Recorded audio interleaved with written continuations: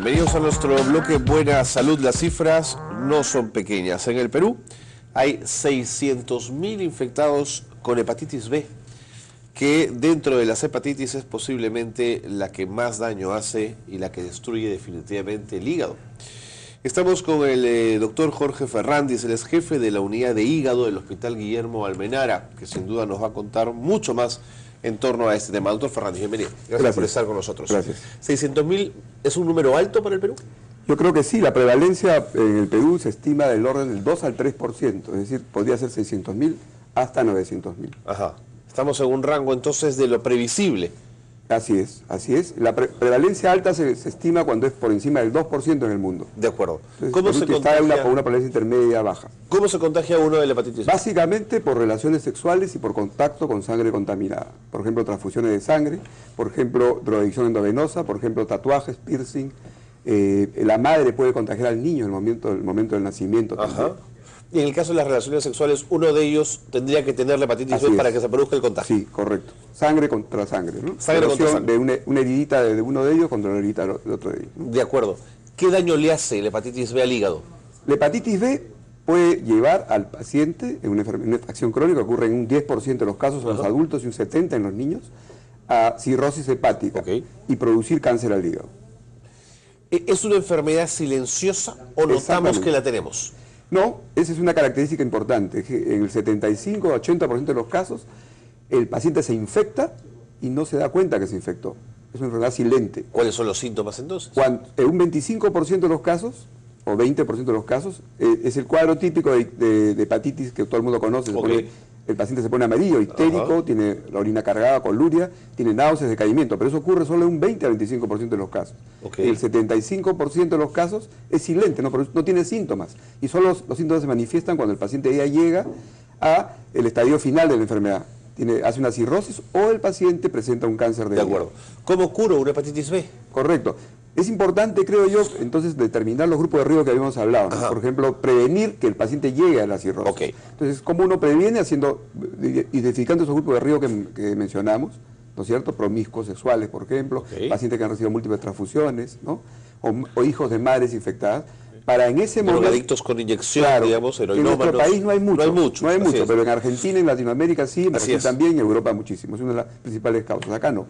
Y entonces uno lo que hace es identificar otro grupo de riesgo y puede, de alguna manera, tratar a estos pacientes. Pero antes que eso, es muy importante conocer que hay vacuna. Interesante. Entonces, la vacuna debería ser universal, pero por lo menos en los niños, hasta los 18 años. Todo debería ser... ¿Para todas las formas de hepatitis B tenemos vacuna? Así es. ¿Y por qué no está incorporada en el sistema nacional? Está incorporada, se han hecho campañas varias veces, no hay una vacunación todavía universal como quisiéramos. No la hay. No, es decir, la gente no ha tomado conciencia del proceso, ¿no? De la enfermedad. ¿Y es una vacuna que hay que renovar cada cierto tiempo? Bueno, se usan 3 dosis. El día 0, la primera dosis al mes, y a los 6 meses el esquema clásico.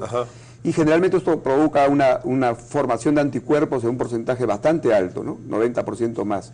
Entonces hay que hacer chequeos para ver si es que uno está protegido. Forma anticuerpos protectores, digamos. Y se puede dar dosis de refuerzo. ¿El trasplante de hígado es una posibilidad frente a pacientes que tienen hepatitis B en estado muy avanzado? Sí, es una posibilidad final. No es la mejor, evidentemente. No es la recomendable. Si hay vacunas se puede evitar, es mucho más económico, mucho mejor para el paciente. Y hay tratamientos previos, o sea, uno detecta a un paciente asintomático antes de que llegue a cirrosis, uno le puede dar tratamiento. Hay fármacos antivirales que permiten hacer que el proceso se enlentezca. Es decir, que llegue el paciente a cirrosis muy lentamente o que no llegue a cirrosis. Existe esa posibilidad. ¿Cuál es su diferencia con la hepatitis A? Una gran diferencia es que la hepatitis A no va a la cronicidad. La hepatitis B sí va a la cronicidad. Es decir, la hepatitis A, el paciente es muy frecuente en nuestro país, la hepatitis A. Se sabe que, por ejemplo, el 90% más de las personas cuando llegan a la edad adulta ya tienen anticuerpos protectores contra la hepatitis A, que ha sido silente también, y no va a la cronicidad, le llaman por eso la hepatitis A benigna.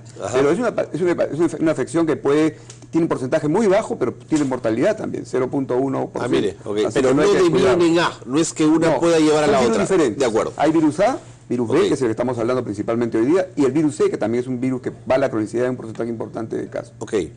¿Por qué los pacientes con hepatitis B no pueden donar sangre? Porque contagian. Si uno tiene el virus B... ¿Aún habiéndola superado? Claro, o sea, una característica del virus B hasta este momento es que una vez que uno se infecta, nunca el virus sale del organismo. Hasta este momento no se puede eliminar el virus por una cuestión el virus se coloca dentro del genoma del ser, y entonces provoca esta relación. Entonces lo que se hace es inactivar el virus. El tratamiento lo que hace es congelar el virus, pero no eliminarlo hasta este momento. ¿Qué pasa con la mujer gestante que desarrolla hepatitis B? La mujer gestante que tiene hepatitis B puede contagiar al recién nacido en el momento del parto. ¿Solo ahí? ¿No por transfusión a través del cordón? Es posible, pero fundamentalmente es por el momento del parto, porque ahí hay pérdida de fluido, de sangre sobre todo. Y después eso se puede evitar en la gran mayoría de los casos, vacunando al niño en las primeras 12 horas. Y colocando una inmunoglobulina hiperinmune, se llama. Maravilloso. Ahí mismo puede uno superar el problema. Sí, un porcentaje queda con la posibilidad, ¿no? Pero eso es lo que se tiene que hacer. Por eso es muy importante que a todas las gestantes se le haga despistaje de hepatitis B, porque puede estar asintomática. Correcto.